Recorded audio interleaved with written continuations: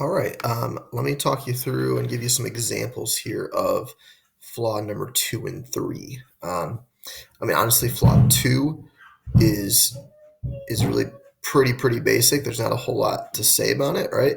The idea simply is that we get to know who the president is going to be almost every single time by the time you go to bed, right? And if you're willing to stay up till 11:30 p.m., you're going to know who the president is going to be.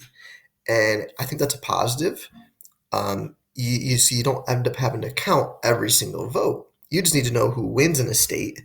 And there's a lot of little mathematical algorithms that you can use to figure that out quickly. But you don't have to count every single vote nationwide, right? Because of the winner take all system. And so once we know who wins in a state, we give all of that state's electoral votes to that person.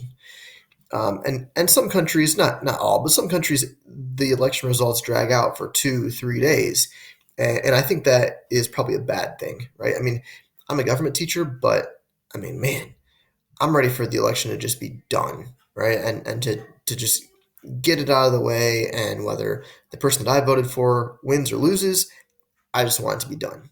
And I think the Electoral College accomplishes that by making it happen quickly. Now, the third one, let me give you some examples here. Okay. So I think the idea here is that it's a positive if the margin of victory in the Electoral College appears bigger, right? If it gets magnified, because it's easier to accept, let's say that the candidate you voted for lost, if the margin of victory looks much bigger. So, like, let's say you're playing a basketball game and your team loses by one. Well, it's really easy to complain about the officials or the refs, right? Like you could complain about them, and you might be bitter. But if you're playing in a basketball game and your team loses by 30, it's kind of hard to blame somebody else, right? Like, I mean, you lost.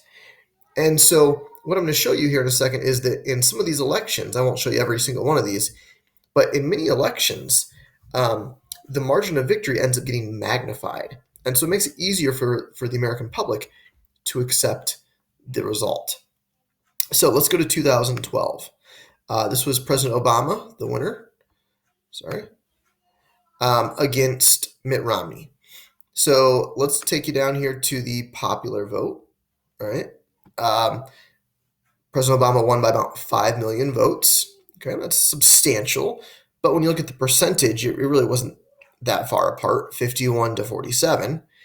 But look at the Electoral College, the number that actually really truly matters. It doesn't even look close, right? 332 to 206.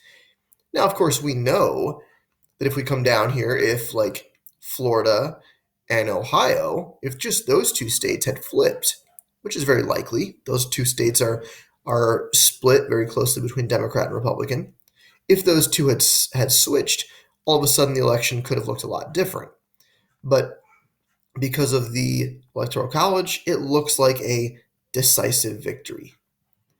All right, let's go to 2004. 2004, we've got George Bush against John Kerry. And again, very similar. Here's the popular vote nationwide, right? The number of people that voted for each, about a 3 million vote victory.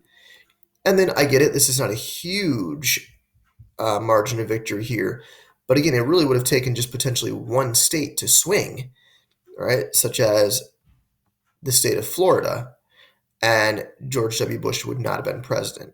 Okay, so it makes it look like he won okay, he won, yeah, no questions. But in fact, it was a really close election. All right, what about 1996? Um, this one is Bill Clinton. Oops, sorry. Bill Clinton against Bob Dole. And there was a third candidate, Ross Perot, who actually won a few popular votes, but no electoral votes. And so we see here 47 million to 39 million. But look at the Electoral College, right? It's just an absolute blowout. More than double. Last one, most famous one, 1984. This is Ronald Reagan against Walter Mondale. A huge win in the popular vote, obviously. But also look at the electoral vote. 525